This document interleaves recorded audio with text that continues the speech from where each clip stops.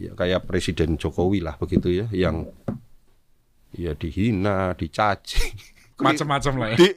Dengan segala perangkat dan aparatnya sebenarnya bisa loh untuk mengurangi cacian tapi itu dibiarkan saja begitu. Udah Dinda, tenang aja. Yang namanya pekerjaan itu pasti ada resikonya. Ya segala resiko harus kamu tanggung. Pak Jokowi ini kan masih muda. Secara umurnya masih 63 tahun kalau beliau selesai nanti itu. Artinya masih banyak hal-hal yang masih bisa beliau kontribusikan gitu. Dan pada titik-titik itu kita harus setia pada nilai, pada sebuah semangat ya Mas ya, dan bentuk begitu, bukan hanya sekedar setia terhadap jabatannya gitu.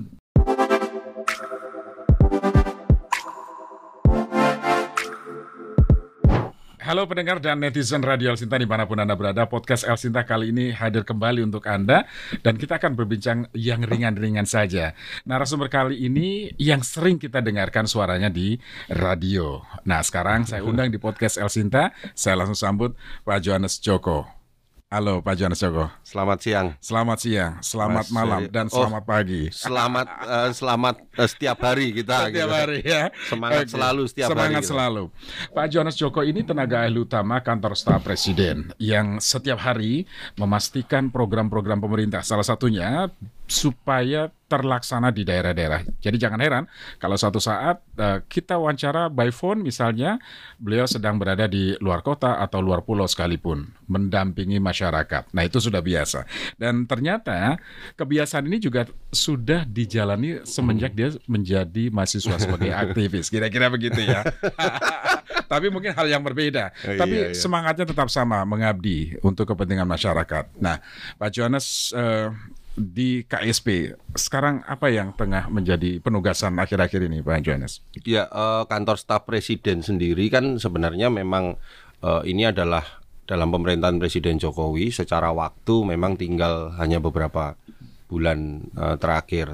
Tetapi memang situasinya beruntungnya, saya selalu menggunakan kata beruntungnya gitu Mas Wera. Beruntungnya kita punya pimpinan Bapak Presiden, kemudian Pak Muldoko dan seluruh jajarannya itu sampai bahkan di waktu-waktu terakhir pemerintahan ini semangatnya nggak ada kendor-kendornya gitu.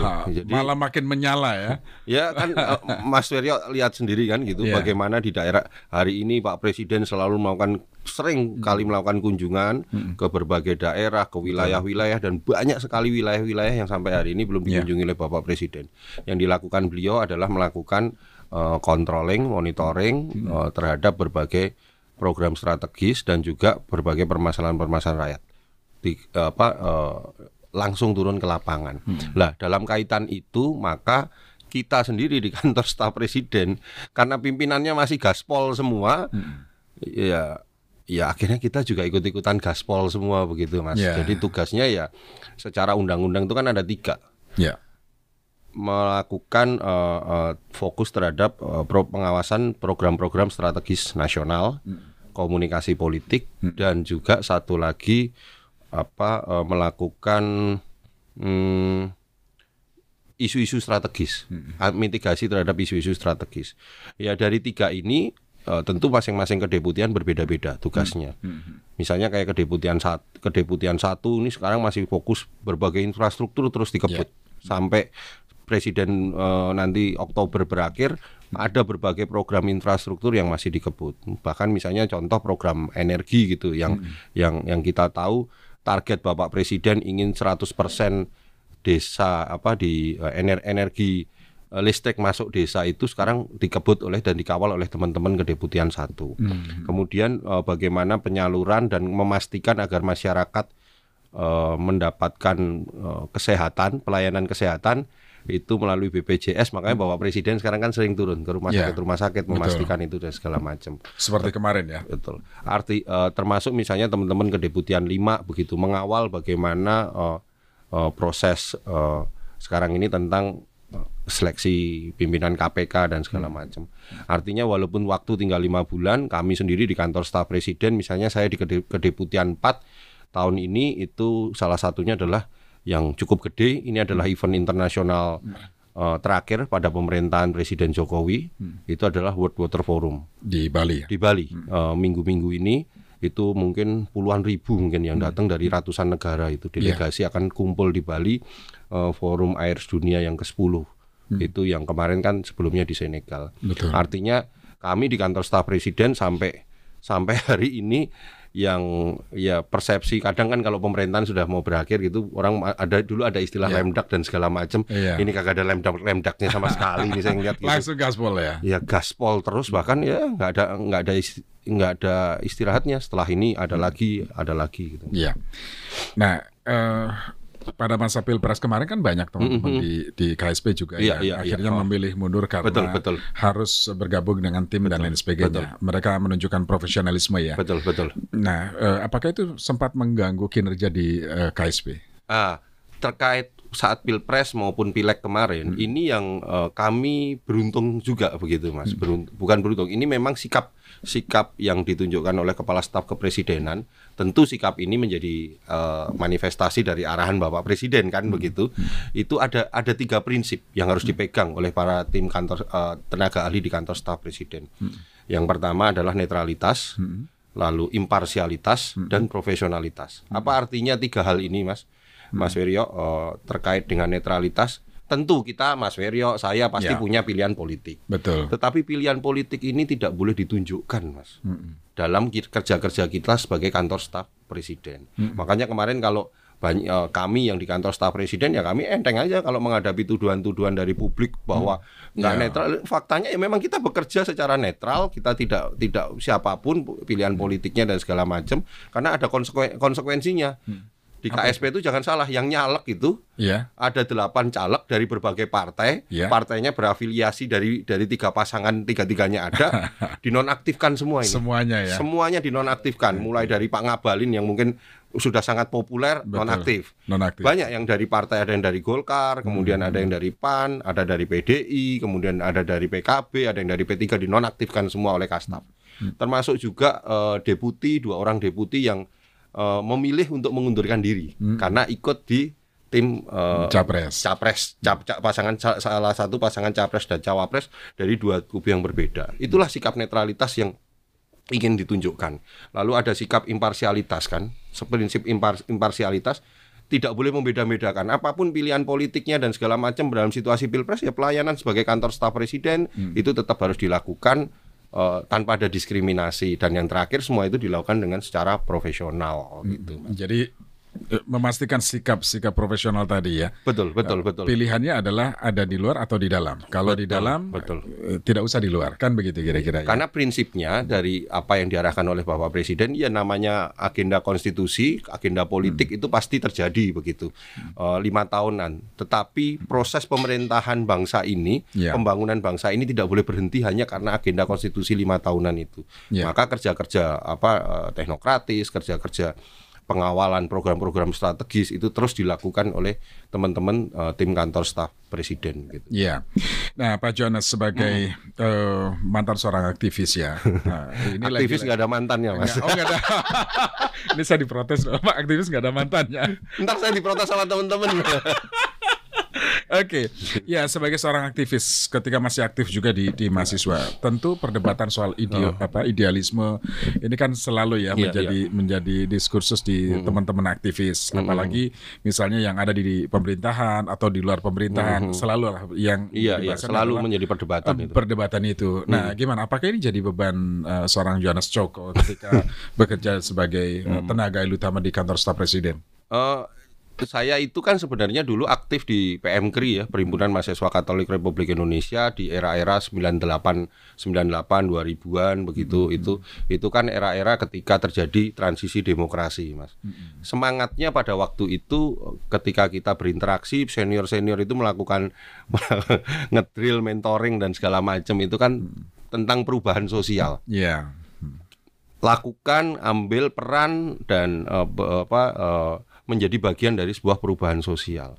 Lah ketika kita selama ini hampir saya kan baru masuk KSP itu kan 2019 ya, Mas Rio.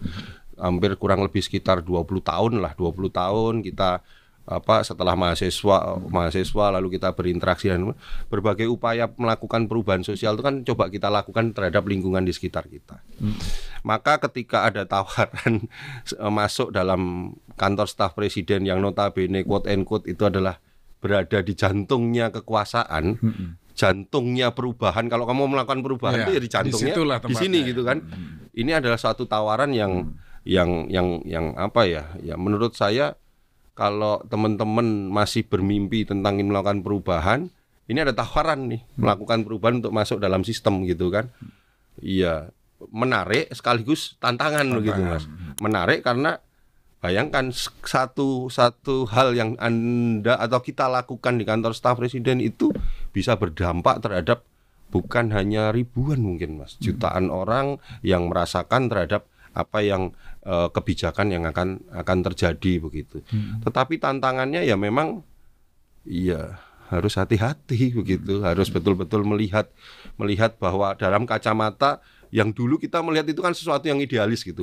Pokoknya harus seperti ini, kalau tidak seperti ini. Hitam putih ya. Hitam putih, tapi begitu kita masuk ya tidak bisa seperti itu begitu Mas. Contoh misalnya ketika kita saya kan dulu waktu mahasiswa itu dengan teman-teman itu ikut mendampingi petani yang ada konflik tanah gitu di Jawa Tengah gitu yang ujungnya saya mendemo alma mater saya sendiri gitu. UGM gitu.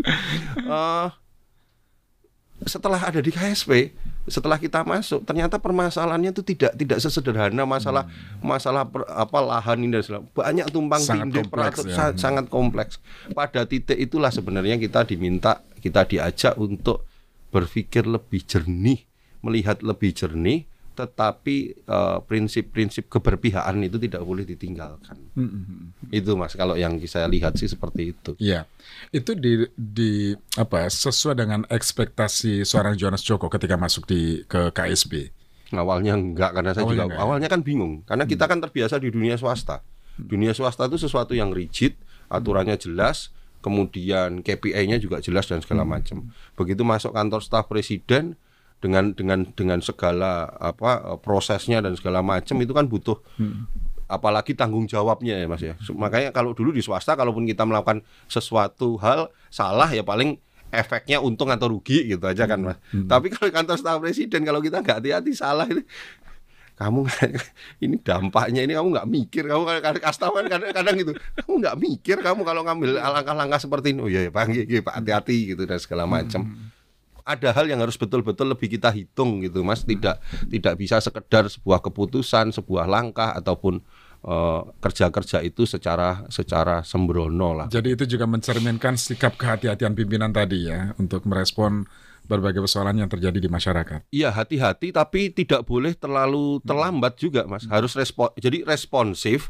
Tapi responsif yang hati-hati begitu loh. Semua harus lebih lebih komprehensif lah, kita diminta melihat secara tidak hanya kacamata kuda tapi lebih komprehensif dari berbagai aspek gitu. Aspek sosial, politik, sosiologis, segala macam, ekonomi.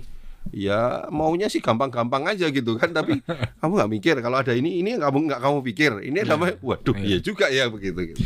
Setelah di KSP apakah masih sering kumpul-kumpul dengan teman-teman aktivis lainnya? Karena kebetulan kan tugas saya kan di komunikasi politik ya Mas. Saya jadi di KSP itu kan ada 5 kedeputian. Ada deputi 1, 2, 3, 4 dan 5. 1, 2, 3 dan 5 ini ekuivalen dengan Menko gitu. Jadi deputi 1 itu dengan Menko Marinvest dan segala macam. Satu-satunya kedeputian yang tidak punya partner Kemenko itu hanya kedeputian 4. Karena ini kayak kedeputian joker gitu Mas. Semuanya masuk gitu. Semuanya di situ ya. Semuanya masuk. Jadi urusan semua masuk. Nah, di dalamnya itu ada 5 tim. Salah satunya adalah tim komunikasi politik. Ya, di tim komunikasi politik itu kebetulan ya yang senior ini minta udah kamu ngurus ini ya, abang kemana-mana, Bang Ali gitu dulu. Ada Doni Gahral dan segala macam lah. Komunikasi itulah yang sampai hari ini begitu ternyata sama Mas. Jadi ilmu saya melihat justru malah ketika dulu kita bertemu dengan banyak kelompok, dengan lintas agama, karena waktu di mahasiswa kan komunikasi, interaksi dengan lintas agama, lintas aliran politik, kemudian dengan semua segmen masyarakat, kemudian masuk ke dunia swasta, ada sebagai market, masuk ke komunikasi politik, ini ternyata dua hal yang ya tanpa kita sadari ini membantu sekali kerja komunikasi politik, karena tugas komunikasi politik itu sebenarnya menyampaikan apa yang menjadi langkah-langkah pemerintahan Presiden Jokowi, kemudian juga bicara dengan berbagai stakeholder, baik yang mendukung maupun tidak mendukung, berbicara langsung dengan masyarakat, baik yang diuntungkan maupun tidak diuntungkan terkait dengan kebijakan-kebijakan pemerintah. Yang nggak diuntungkan ya isinya marah-marah, kalau yang diuntungkan isinya puja-puji. Nah itulah seperti itu, Mas, dinamika-dinamika yang muncul. Iya. Tapi benturan-benturan selalu ada nggak dengan teman-teman aktivis yang mereka tentu berharap banyak ya terhadap sosok Yohanes Joko ketika berada di dalam jantungnya kekuasaan. Nah ternyata tidak semudah itu karena permasalahan juga begitu sangat kompleks. Iya pasti benturan pasti ada, Mas. Benturan dalam artian benturan pemikiran ya, benturan sikap dan segala macam, muncul hal-hal seperti itu gitu. Itu yang nggak usah jauh-jauh, bagaimana dinamika Pilpres kemarin gitu. Ya itu kena imbasnya juga. No comment lah gitulah. Iya karena ya wajar lah, karena ini kan perbedaan. Walaupun kita sudah bilang kita ini di KSP, apalagi kemarin ketika Bang Ali dan beberapa juru bicara keluar non aktif, mau nggak mau kan diminta kita menjadi mewakili gitu kan ke publik dan segala macam. Iya, orang-orang melihat ya ini kok kamu jadi seperti itu gitu loh. Di mana ya apa yang dulu yang kamu pikirkan, di mana yang ini ya kita jelaskan saja. Bahwa ada yang marah-marah, ada yang ya itulah dinamika. Ya, betul. Ya, artinya bagaimanapun harus tetap dikomunikasikan apapun. Betul, Mas. Jadi apapun situasinya, apapun kondisinya, kita tetap harus menjalin komunikasi itu harus kita sampaikan kepada teman-teman. Kenapa sih pemerintahan, karena itu memang tugas secara profesional kan. Kenapa pemerintahan Presiden Jokowi mengambil langkah ini? Apa yang sebenarnya terjadi? Bagaimana background-nya? Terus kenapa hal-hal ini diambil dan konsekuensinya apa? Itu ya kita komunikasikan bahwa tidak ada kebijakan yang 100% orang pasti setuju, Mas. Itu yang saya tahu dan betul-betul nih ngalami gitu adalah dalam mengambil suatu kebijakan pemerintah apapun pasti akan menimbulkan pro dan kontra. Pada titik pro dan kontra ada yang ekspresif, ada yang nggak ekspresif.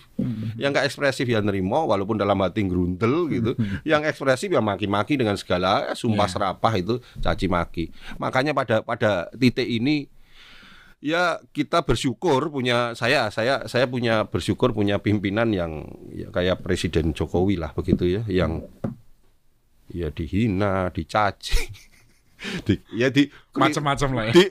Maksudnya dikritik, dihina, dicaci di medsos dan segala macam. Aduh, masih tersenyum saja. Karena memang ya itulah itu habit orang ya begitu ya. Itulah yang tingkat kepemimpinannya berbeda begitu ya Mas ya, tingkat nggak tahu lah tingkat apa gitu. Karena saya ngalamin gitu. Dalam kurun waktu tertentu itu dibully habis-habisan hanya gara-gara suatu pilihan menjelang Pilpres kemarin. Mentalnya nggak kuat juga ternyata. Makanya pada hal-hal seperti itu Bang Ali, saya bilang sama Bang Ali, Bang Abalin itu, abang luar biasa bang. Abang udah dibully seperti ini dan segala macam, dikata-katain seperti ini, abang tenang-tenang aja gitu. Terus ya itu yang selalu menguatkan gitu. Udah Dinda, tenang aja. Yang namanya pekerjaan itu pasti ada resikonya. Ya segala resiko harus kamu tanggung. Betul. Dengan tentu harus disikapi dengan kedewasaan, kebijaksanaan dan segala macam. Ya itulah Mas, itulah dunia politik. Luar biasa ya. Pergolakannya di dalam dan di luar komunitas teman-teman. Pasti ada yang misalnya minta tolong gitu kan, mereka dulu mereka berpikir ini kan sebenarnya bisa kamu selesaiin ini dan segala macam, permasalahan saya ini dan segala macam. Tapi problemnya tidak semudah itu Mas Wiryo sebenarnya. ada kompleksitas yang memang harus diurai. Pada titik itulah saya bersyukur mendapatkan pengalaman luar biasa selama 4,5 tahun lebih ini di kantor staf presiden untuk melihat sesuatu itu lebih kompleksitas gitu, dalam kacamata yang lebih kompleks, lebih apa ya? Ya selama ini kan hanya teori aja kan kita bilang kompleks berbagai aspek, dan ini hanya melihat dari luar ya. Hanya melihat dari luar. Karena kalau ya selama ini kan kalau kita kerja di swasta itu kan cuma satu parameternya Pak Wiryo. Ya. Pak Wiryo dan segala macam, untung atau rugi. Selalu kan pertanyaannya kalau kerja di perusahaan-perusahaan, kerja di itu selalu pertanyaannya aspek utama ujungnya muaranya kan untung atau rugi gitu. Tapi ketika kita bekerja di kantor staf presiden, pertanyaan untung rugi bisa untung rugi gitu. Tetapi ada satu aspek lagi yang lebih jauh lagi, gitu loh. Berdampak, bermanfaat tidak untuk masyarakat gitu. Bisa saja ya dalam hitung-hitungan sebuah kebijakan itu kurang populer. Tapi sebenarnya ini baik untuk masyarakat begitu. Misalnya contoh waktu undang-undang Ciptaker itu yang Omnibus Law Ciptaker yang begitu kompleksitas. Di satu pihak banyak pihak-pihak yang menolak begitu Mas Wiryo. Kan masif itu tuh menolak demo-demo dan segala macam. Tapi tanpa disadari ada jutaan UMKM yang berterima kasih terhadap munculnya undang-undang Ciptaker ini.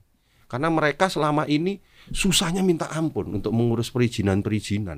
Tetapi dengan Ciptaker ini cepat sekali banyak hal-hal yang langsung bisa di bypass karena berbasis risiko kan gitu. UMKM itu kan risiko rendah. Betul. Dulu mereka rumit sekali. Bahkan anak-anak muda kita kalau mau bikin usaha dan segala macam itu susah. Hal-hal seperti itu. Inilah selalu ada dua sisi dalam setiap kebijakan pro dan kontra. Tapi bagaimana kita mengkomunikasikan kepada masyarakat, dan ya sampai hari ini kita lihat aja dinamika yang terjadi. Betul. Baik. Bicara soal Pak Jokowi ya, dan bagaimana sih cara kepemimpinan Pak Jokowi? Kemudian bagaimana Pak Jokowi misalnya menghadapi kritik, hujatan dan lain sebagainya. Apalagi puncaknya kemarin Pilpres ya, di Pilpres gitu. Nah, kemudian saya lihat profil Pak Johannes dengan Pak Jokowi, di situ tulisannya setia sampai akhir. Ampun.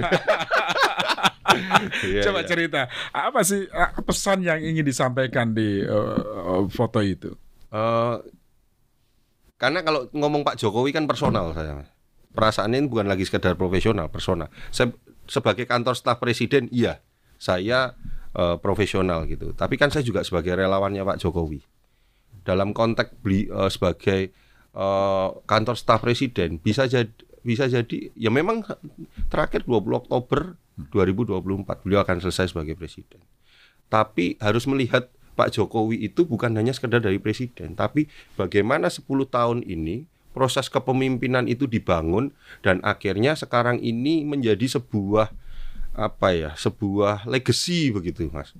Bahwa kalau dulu kita melihat seorang presiden itu kan sebagai sesuatu yang sakral yang tidak jauh, masyarakat itu untuk bisa berinteraksi susah. Tapi dalam 10 tahun ini masyarakat Indonesia itu merasakan ada seorang presiden yang hadir di tengah-tengah masyarakat, yang berbagai persoalan-persoalan real itu bisa disampaikan kepada beliau dan diambil alih untuk dibereskan begitu, tentu dengan seluruh jajarannya gitu Mas. Lah, semangat bagaimana seorang pemimpin yang betul-betul mengayomi merangkul rakyat itu kan nggak akan pernah berakhir Mas. Semangat itu sebagai pemimpin formal, iya sebagai presiden, tetapi bahwa beliau sebagai sosok, sebagai sebuah kepemimpinan, role model kepemimpinan yang merangkul, yang merakyat, itu tidak akan pernah berakhir. Pada titik itulah saya ingin menyampaikan, ya ayo kita setia terhadap bentuk-bentuk role model kepemimpinan yang seperti itu begitu. Yang mau mendengarkan rakyat, yang walaupun dikritik, walaupun dicaci dan segala macam, dengan sebuah beliau dengan segala perangkat dan aparatnya sebenarnya bisa loh untuk mengurangi cacian dan tapi itu dibiarkan saja begitu. Gitu. Ini yang menurut saya itu menjadi sebuah kekuatan kepemimpinan begitu, yang kita sudah punya satu role model seperti itu namanya Joko Widodo, dan itu tidak akan pernah berakhir walaupun beliau menjadi sudah tidak lagi menjadi presiden begitu. Dan Pak Jokowi ini kan masih muda. Secara umurnya masih 63 tahun kalau beliau selesai nanti itu. Artinya masih banyak hal-hal yang masih bisa beliau kontribusikan gitu. Dan pada titik-titik itu kita harus setia pada nilai, pada sebuah semangat ya Mas ya, dan bentuk begitu. Bukan hanya sekedar setia terhadap jabatannya gitu. Gitu. Apa yang sekarang tengah dipersiapkan oleh para relawan ketika nanti Pak Jokowi purna tugas sebagai presiden?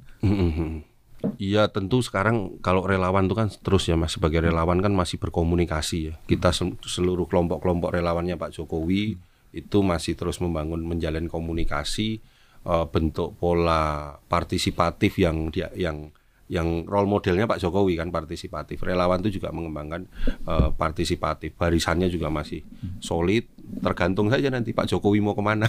Karena sekarang banyak ada beberapa partai yang mengklaim siap menampung Pak Jokowi dan lain sebagainya begitu ya. Bahkan juga secara terang-terangan mengatakan Pak Jokowi belum saatnya pensiun quote unquote. Iya, betul. Nah, artinya ini peluang juga. Apakah ini sangat relate dengan apa yang diperjuangkan para relawan dan tokoh-tokoh politik itu? Iya, kalau saya melihatnya begini ya Mas ya. Dalam bentuk kepemimpinan nasional tentu role model kepemimpinan Pak Jokowi, apalagi dengan hubungannya hari ini dengan Pak Prabowo, dengan presiden terpilih itu begitu kuat. Bangsa ini tuh membutuhkan konsolidasi kepemimpinan nasional yang kuat Mas gitu. Dalam menghadapi situasi global, bagaimana geopolitik global hari ini, bagaimana ekonomi yang kita hadapi, ancaman krisis ekonomi, krisis energi, krisis lingkungan dan segala macam. Pada titik-titik itu maka ya pola-pola komunikasi, pola-pola kepemimpinan itu menjadi sesuatu kekuatan begitu loh Mas. Untuk bisa sama-sama antara tanpa mengurangi otoritas begitu Mas.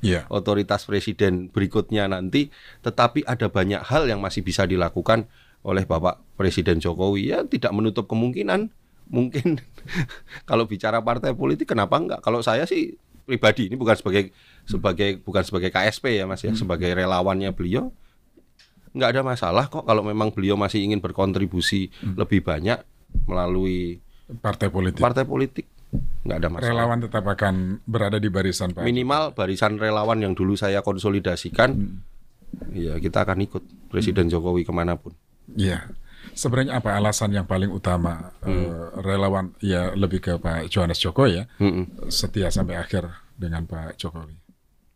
Gini, 10 tahun yang lalu kita masih belum bisa mimpi tentang Indonesia maju itu, untuk bermimpi itu kita kayak berat gitu loh Mas. Tapi dalam 10 tahun terakhir ini kita merasakan benar gitu loh. Kebanggaan kita sebagai sebuah bangsa begitu. Nah, ketika kebanggaan kita sebagai sebuah bangsa itu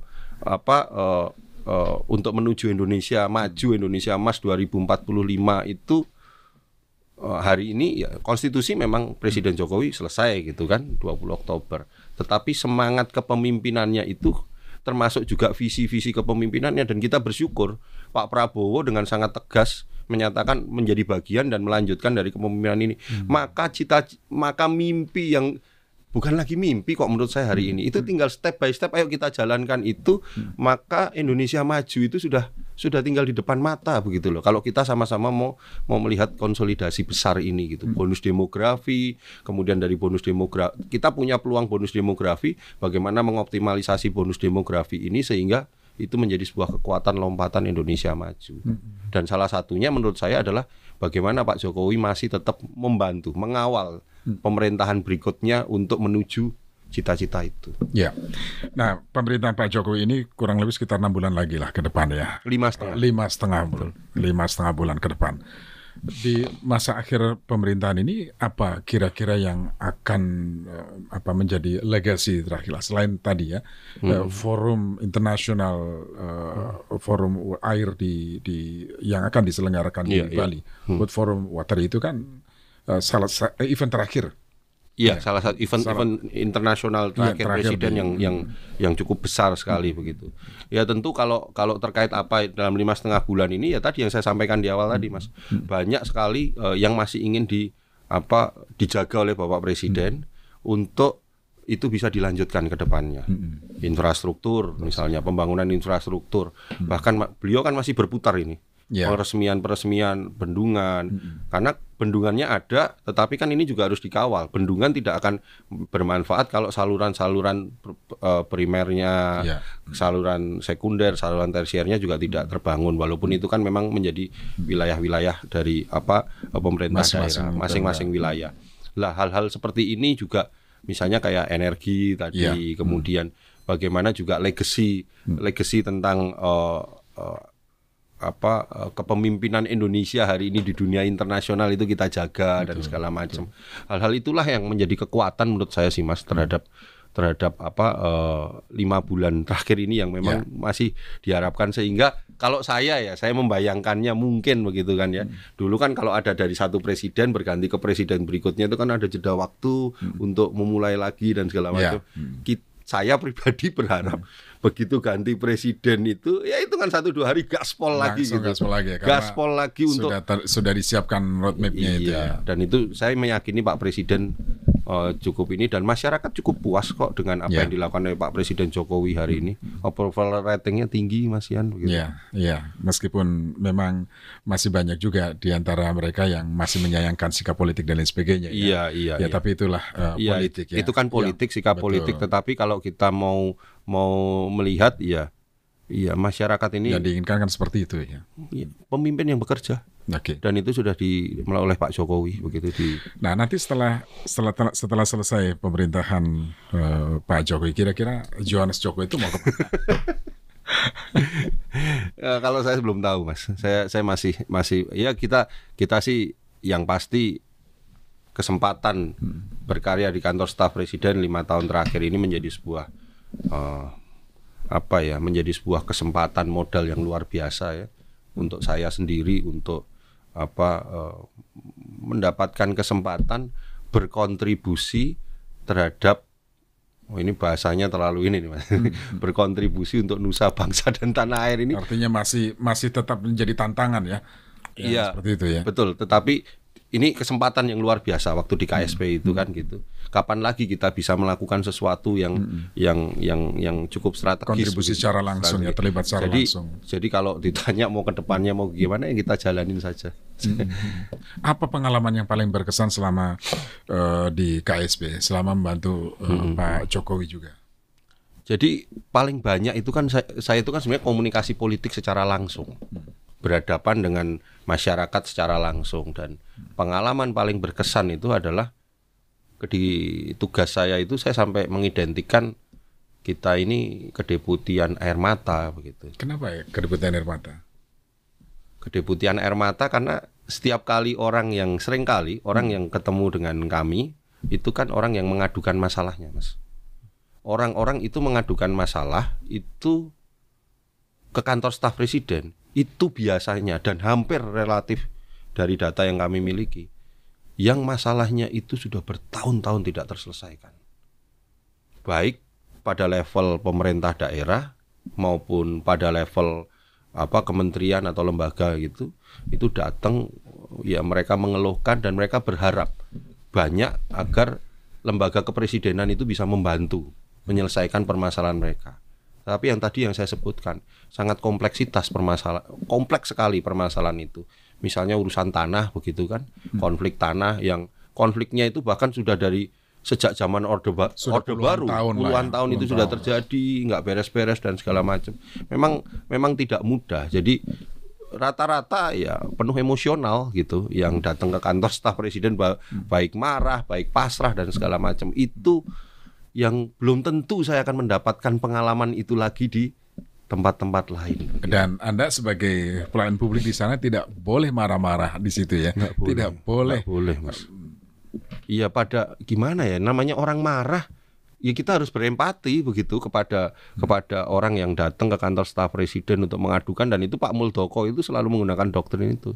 Jangan pernah kamu tolak orang yang datang ke kantor staf presiden untuk mengadukan masalahnya.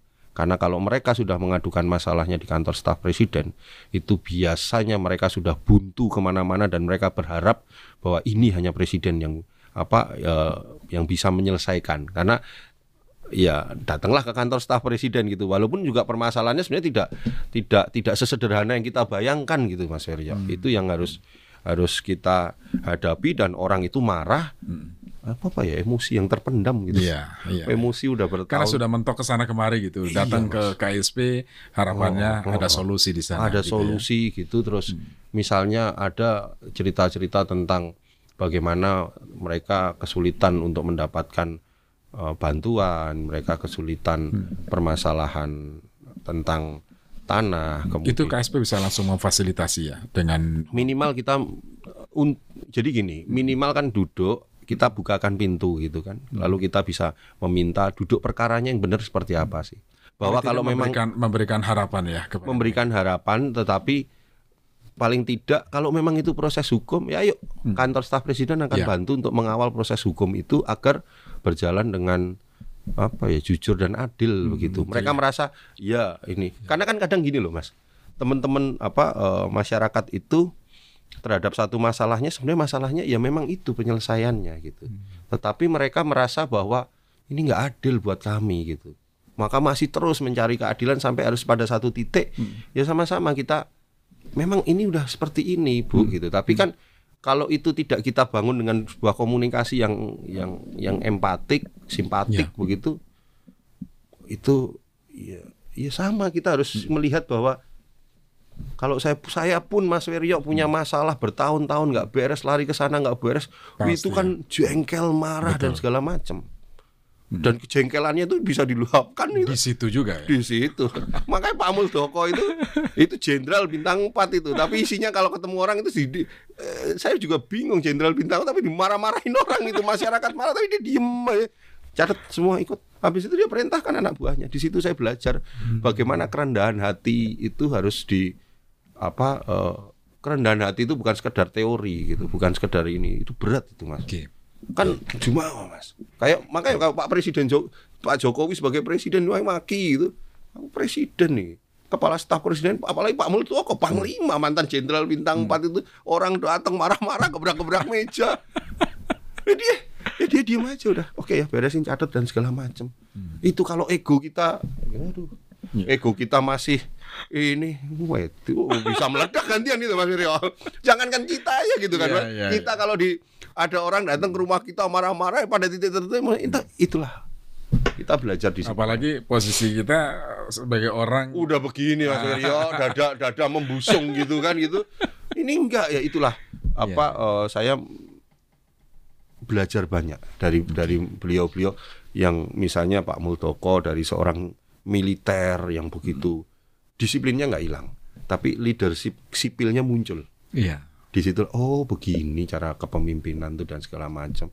Maju dulu kamu gitu. Pokoknya sesuai tugasmu, hajar terus tabrak gitu kan. Dan nanti kalau ini ya urusanku. Itu urusan saya. Ini ada cerita menarik karena beberapa waktu lalu saya dengarkan. Saya minum dulu ya Mas ya. Silakan. Oh iya, mohon maaf saya lupa menawarkan minum. Jadi pada saat wawancara di El Sinta, kemudian sorenya ditelepon dan Anda teruskan. Ternyata Pak Jokowi juga memerintahkan untuk diteruskan. Itu gimana ceritanya? Benar nggak itu ya? Yang mana? Yang ketika wawancara dengan El Sinta, kemudian Pak Jokowi melalui asistennya atau apa menyampaikan pesan kepada Pak Jonas Joko. Oke, dilanjutkan yang seperti itu.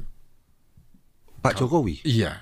Enggak. Saya Pak Muldoko. Bukan, ini yang Pak Jokowi ya. Karena konteksnya ketika itu kalau tidak salah sedang COVID. Dan Pak Jonas Joko wawancara di El Sinta, kemudian memberikan banyak masukan dan lain sebagainya kepada institusi begitu ya. Itu Pak biasanya Pak Muldoko langsung. Jadi masukan itu biasanya kita kan langsung ke Pak Muldoko. Kalau sebagai kantor staf presiden tetap harus melalui kepala staf menyampaikan ini masukannya ini dan segala macam. Kastaf yang lanjutkan, lalu Kastaf info lanjutkan, sudah relawan COVID dan segala macam. Langsung di gaspol itu ya. Itu juga sesuai dengan ininya Pak Jokowi itu ya. Iya. Yang saya ingat waktu itu masalah relawan COVID. Jadi pembentukan relawan COVID ini kita harus konsolidasikan dan segala macam.